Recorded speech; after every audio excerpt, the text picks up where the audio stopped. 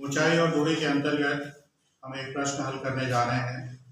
प्रश्न हमारा इस प्रकार से दिया हुआ है कि 15 मीटर ऊंचे एक भवन के शिखर से मीनार की चोटी का उन्नयन कोण 60 अंश तथा मीनार के पास का अवनमन कोण 30 अंश है।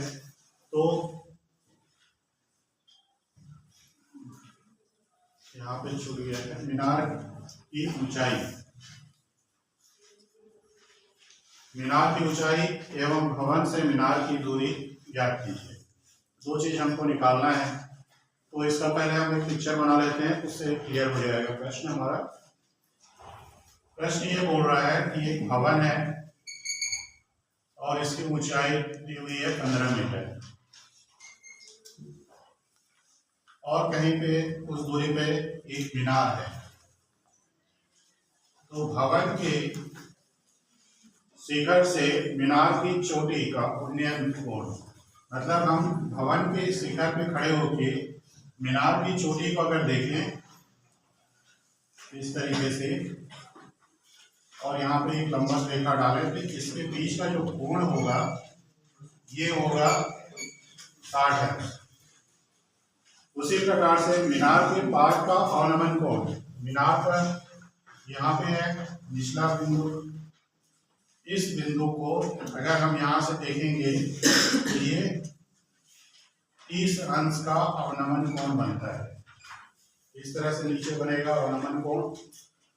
उस स्थिति में हमको मीनार की ऊंचाई और भवन से मीनार की दूरी निकालना है।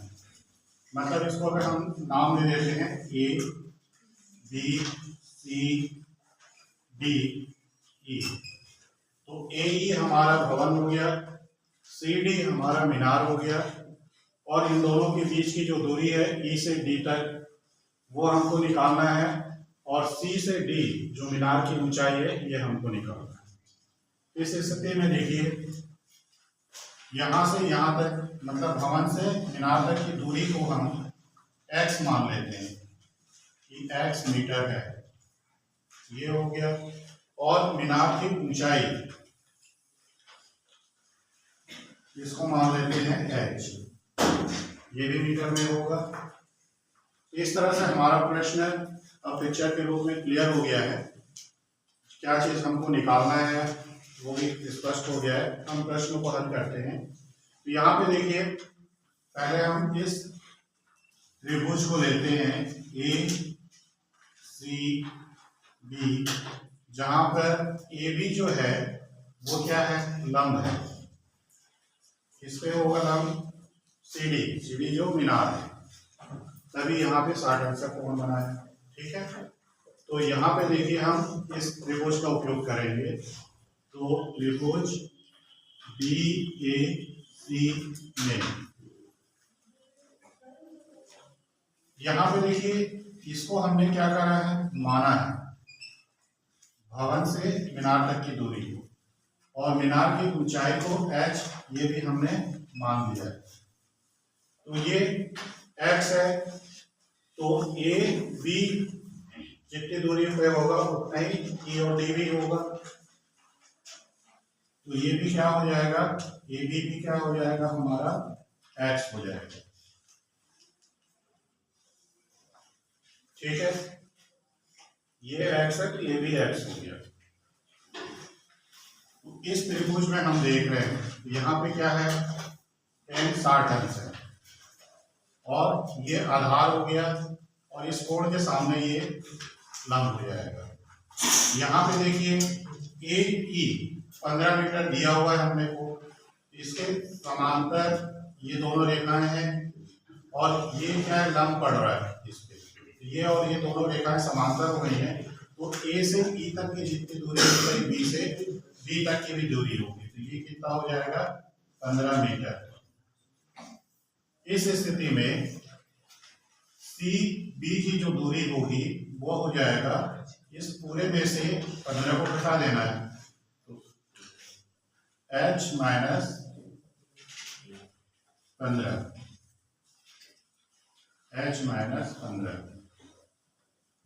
ये हमारा बी से सी तक दूरी हुआ।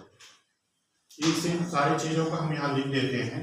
तो क्लियर हो जाएगा ए ई बराबर बी डी, ये हो गया 15 मीटर, और ए बी जो है ई डी के बराबर है, और ई डी को हमने x माना है, ये भी x हो गया। यहाँ पे हमको बी सी निकालना है, तो यहाँ पे देखिए बी सी कैसे निकलेगा, सी से डी तक की दूरी में हम बी से डी तक को माइनस कर देते हैं, तो ये हो जाएगा h माइनस 15। ये सारी चीजें हमने यहाँ पे लिख लिया अच्छे से।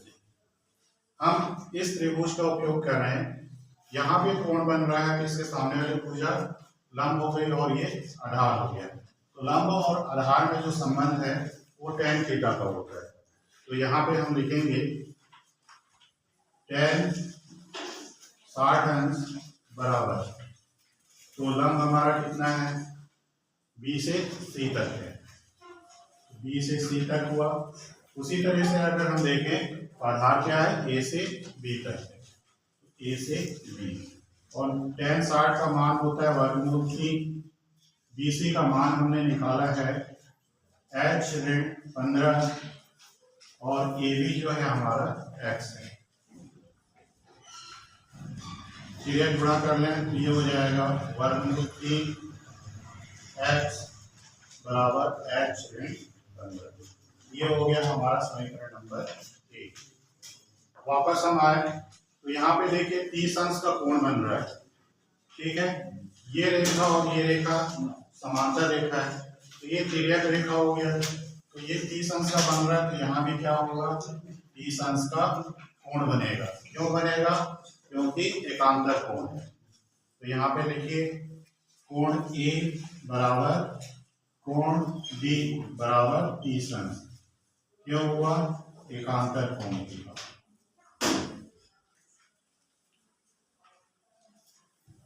तो वापस हम त्रिभुज ए डी ई में आते हैं, त्रिभुज ए डी ई में यहाँ देखिए 30 अंश का कोण यहाँ बन रहा है, मतलब सामने की भुजा लंब हो गई और नीचे वाली भुजा आधार है, और लंब और आधार का संबंध tan थीटा से। तो इसमें हम लिखते हैं tan 30 अंश बराबर ए ई बटे आधार है हमारा डी ई, तो tan 30 का मान होता है 1 बटे वर्गमूल 3, और ए डी है हमारा दिया हुआ प्रश्न है 15, और डी को हमने x माना है। इसको हम क्रॉस मल्टीप्लाई करेंगे तो x का मान आ जाएगा, x बराबर 15 वर्गमूल 3। x क्या चीज था हमारा, भवन से मीनार तक की दूरी, मतलब प्रश्न का एक भाग हमारा ये वाला भाग हल हो चुका है, x का मान आ गया। अब x के मान को हम इस समीकरण 1 में रख देते हैं, तो h का मान आ जाएगा जो मीनार की ऊंचाई थी। तो यहाँ पे मान रखते हैं समीकरण 1 से, तो यहाँ पे x के जगह पे मान रखेंगे 15 वर्गमूल 3, तो 15 वर्गमूल 3 गुणित वर्गमूल 3 बराबर h ऋण 15, तो ये हो जाएगा 15 गुणित 3 h ऋण 15, तो 15 किया 45 h ऋण 15, h बराबर हो जाएगा 45 धन 15, h बराबर आ गया 60 मीटर। इस तरह से हमने यहाँ पे त्रिकोणमिति का उपयोग करते हुए और कुछ एकांतर कोण का उपयोग किए हैं, मतलब ज्यामिति का भी थोड़ा सा उपयोग किए हैं, उसका उपयोग करते हुए इस प्रश्न को हमने हल किया है, और मीनार की ऊंचाई 60 मीटर हमको मिला। उसी प्रकार से भवन और मीनार के बीच की जो दूरी है 15 वर्गमूल 3 मीटर प्राप्त हुआ। यही हमको निकालना था।